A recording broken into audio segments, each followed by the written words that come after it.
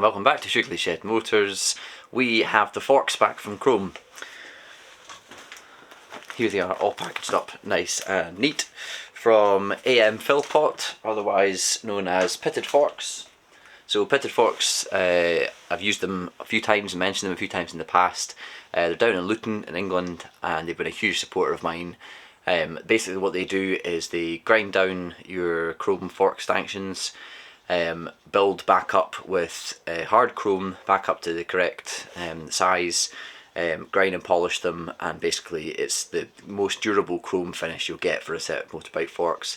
It doesn't matter how pitted or rusty your forks are, they can revive them back from the dead. So if you do have a set of rusty forks out there, give them a shout. What I'm going to do is I'm going to get the forks built back up with the powder coated lowers that I got done. I've got new bushings and seals and new oil and stuff to go in them. They're just going to be more or less just stock forks, and that's kind of how I want it to be. So without further ado, let's crack into it.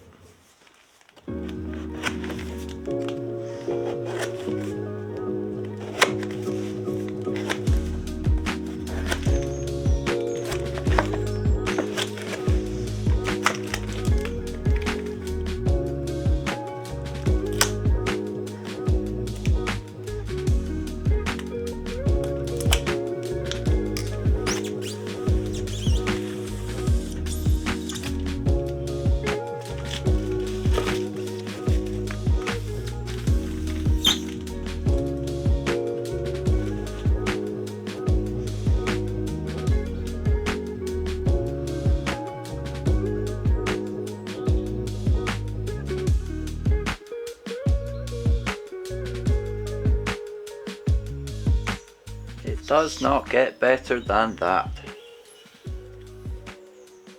It really is the most incredible finish that they managed to achieve on these. They weren't too bad, the ones that I sent away, but it's worth getting it done now, especially with the amount of effort and time and work and money going into this build. It would be a shame to have to strip the forks down again if they got all rusty and pitted.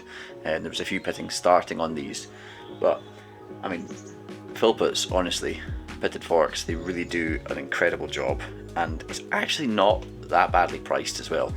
They're quite busy, but they do a fantastic job, and there's not that many folk, if any, actually in the UK doing this proper hard chrome. It's industrial grade, it's the kind of stuff you would use in like industrial pumps and things like that, so it is a phenomenal finish, and it's quite a matte chrome as well, actually, which I quite like as well. It's not overly kind of garish and shiny. So yeah, thank you again to Philpotts for that job. I keep seeing it, it's fantastic. Right, all that's left to do then is to put these forks together. Obviously I've got my stanchions, my lowers, I've got new bushings and new seals, oil as well over there, and all the internals from forks to go back in. So just gonna time lapse this, stick them all together. It's not particularly complicated, I've built a million forks like these now. So chuck them all back together and then get them back on the bike.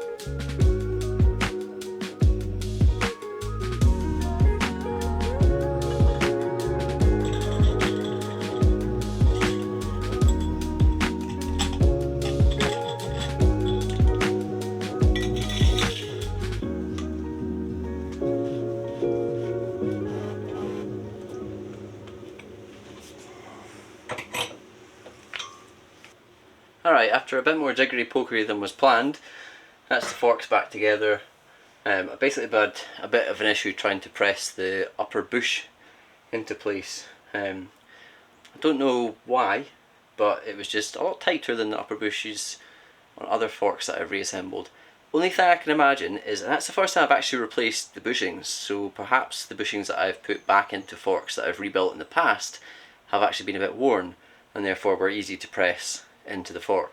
But trying to get those bushings to seat was a little bit of a patience tester. Anyway, aside from that, forks are back together, so now let's get them back on the bike.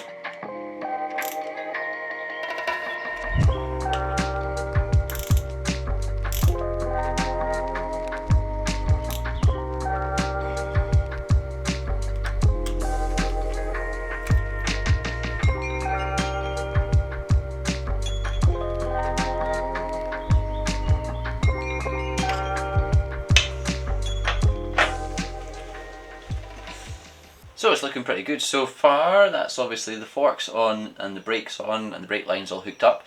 Last thing to put on is the mudguard, and the mudguard bracket slash fork brace. If you remember, I modified this, welded on that part to the bottom to hold the mudguard.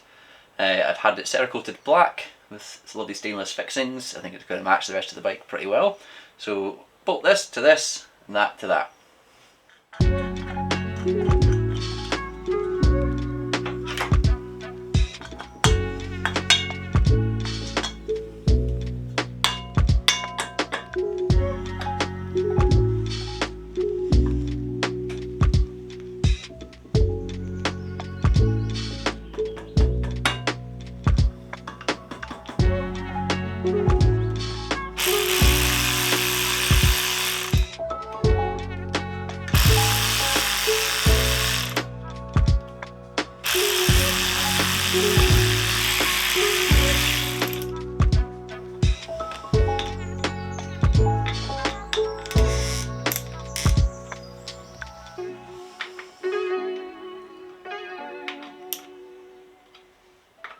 That's the front of the bike finished. Need to bleed the front brakes, but aside from that, that's pretty much it. The mudguard and the mudguard mount, I'm really chuffed with that. That's come up really nicely. The Cerakote looks awesome. The little bracket that holds the whole thing together is, yeah, nice and neat, and kind of the cleanliness is the whole goal of this bike is trying to keep it as clean as possible.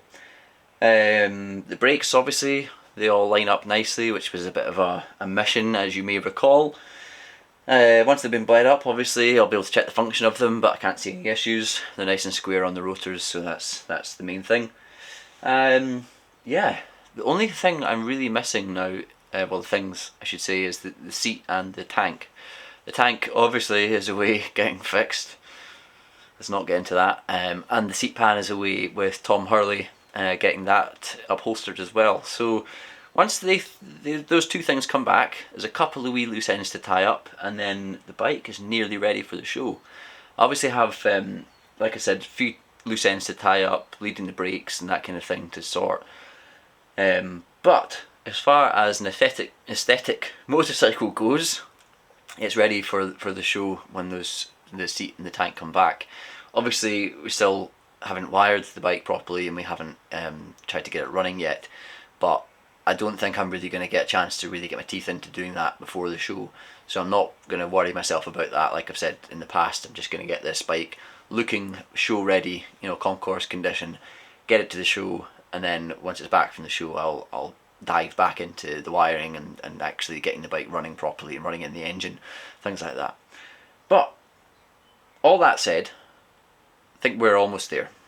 Almost there. As usual, please do give me a like, leave me a comment, and make sure you subscribe to the Shoogly Shed channel. I will see you in the next episode. Hopefully it will be showing me off a lovely freshly painted tank and maybe a seat. Fingers crossed. But yeah, until then, take care. Goodbye.